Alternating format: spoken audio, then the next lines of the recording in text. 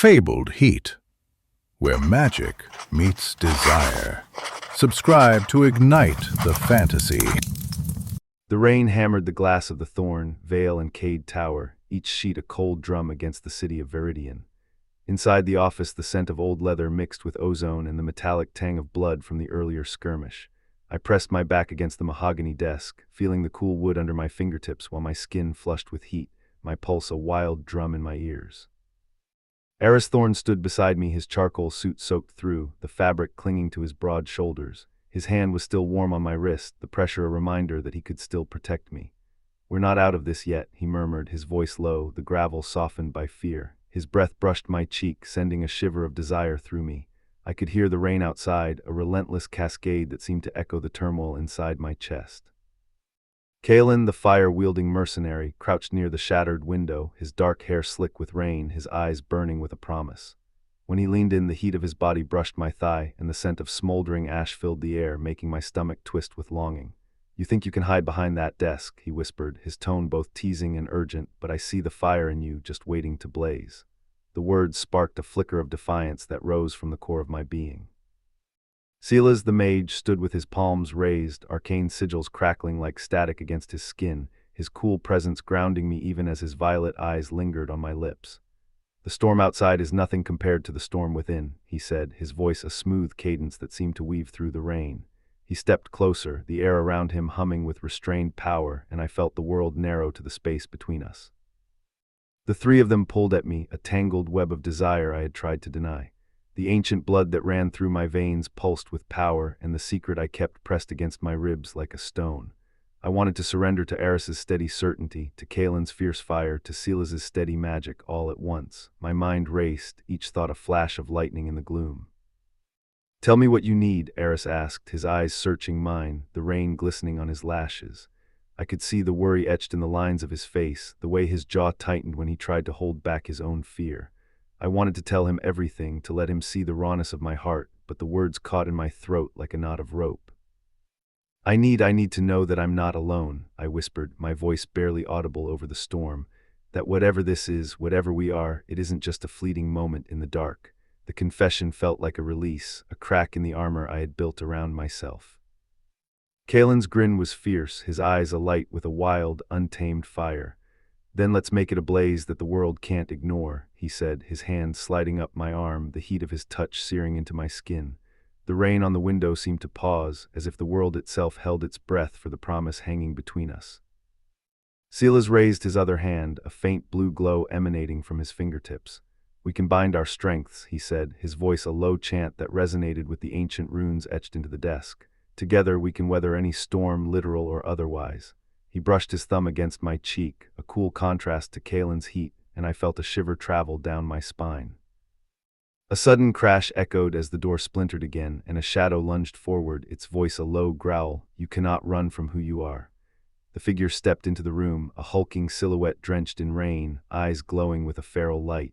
I recognized the creature from the skirmish earlier, a revenant, a twisted echo of the city's forgotten dead. Eris moved first, his hand tightening around my wrist, pulling me toward him. "Stay close," he commanded, his voice a steel blade cutting through the tension. I could feel his heart pounding against my back, a steady rhythm that steadied my own. Kalen's flames flared, licking the air around the revenant, the heat warping the rain into steam. "You think you can scare us," he snarled, his voice a roar that matched the thunder outside. The fire danced across his palm, casting flickering shadows on the walls, and I could see the determination etched into his scarred face. Silas lifted his staff, the sigils on his robes glowing brighter. "By the ancient covenant I bind you," he intoned, and a wave of violet energy surged forward, wrapping the revenant in a lattice of light. The creature hissed, its form convulsing as the magic took hold. I stood there, caught between three men who each held a piece of my heart, each offering a different kind of salvation. My mind swirled with images of the past, my childhood in the hidden enclave of the Veiled Sisters, the night I first discovered my bloodline's power, the moment I swore never to let anyone else see the vulnerability beneath my armor. "You're stronger than you think," Eris whispered, his breath warm against my ear. I could feel his hand on my lower back, his fingers digging into the fabric of my dress, grounding me in the present. And you're more beautiful than any sunrise, Kalen added, his voice low and husky, his hand now resting on my thigh, the heat of his body searing into my skin. The scent of ash and rain mingled, creating a heady perfume that made my thoughts spin. Your magic is a gift, not a curse, Silas said softly, his violet eyes never leaving mine. He placed a gentle kiss on my forehead, the coolness of his touch sending a ripple through the lingering heat of Kalen's flame. The revenant let out a final, guttural scream before collapsing into a heap of ash and rain-soaked earth. The room fell silent, save for the relentless patter of the storm outside and the ragged breaths of the three men surrounding me. I let out a breath I didn't realize I'd been holding. What now? I asked, my voice steadier than I felt. The question hung in the air, heavy with possibility. Eris stepped forward, his hand still clasped around my wrist, his eyes softening. Now we decide what we become together, he said, his thumb brushing the back of my hand. We can let this night define us, or we can forge something new from its ashes. Kalen's grin widened, his eyes alight with mischief and something deeper. I say we take the night and make it ours, he declared, his hand sliding up to rest on my shoulder, the heat of his palm a promise of endless nights. Silas lowered his staff, the sigils fading into a gentle glow. We have the power to shape our destiny, he said, his voice a calm tide against the storm, but we must trust each other fully, without hesitation. I looked at each of them, feeling the weight of their gazes, the unspoken vows swirling between us like the rain outside. My heart hammered not from fear, but from a fierce, exhilarating certainty. I had spent years hiding behind duty, behind the ancient blood that pulsed in my veins, but now in this cramped office, with the storm raging beyond the glass, I felt a different kind of power, one that came from love, from connection, from the willingness to let others see the raw, unguarded parts of me. I choose us, I said, my voice ringing clear over the rain. I choose to stand with you, to fight with you, to love you, not because I have to, but because I want to. Eris's smile was soft, his hand tightening around my wrist in a gentle squeeze.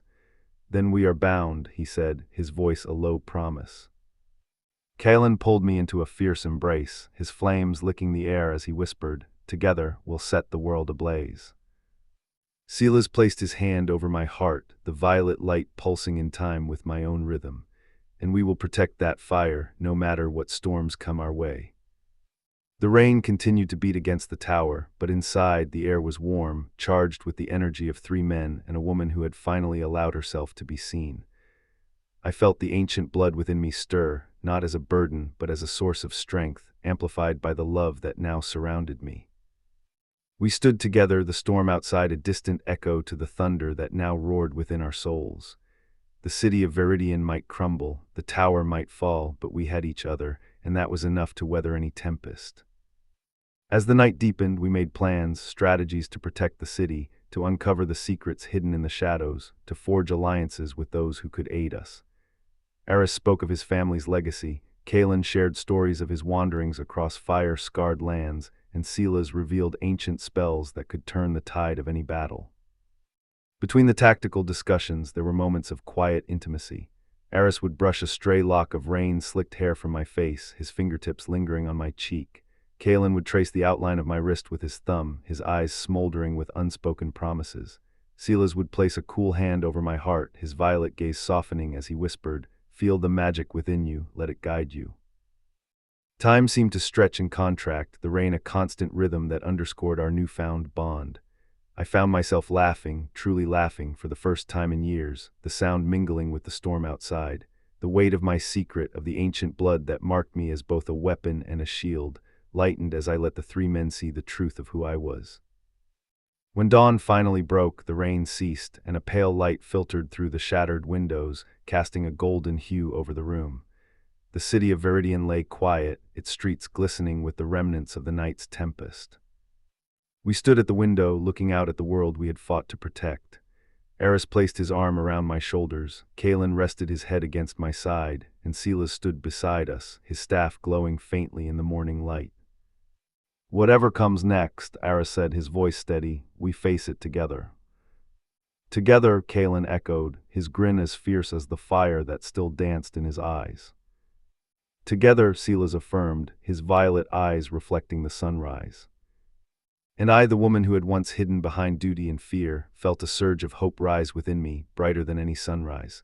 I turned to them, my heart full, my voice steady. Together, I whispered, and the word hung in the air, a promise that would carry us through any storm.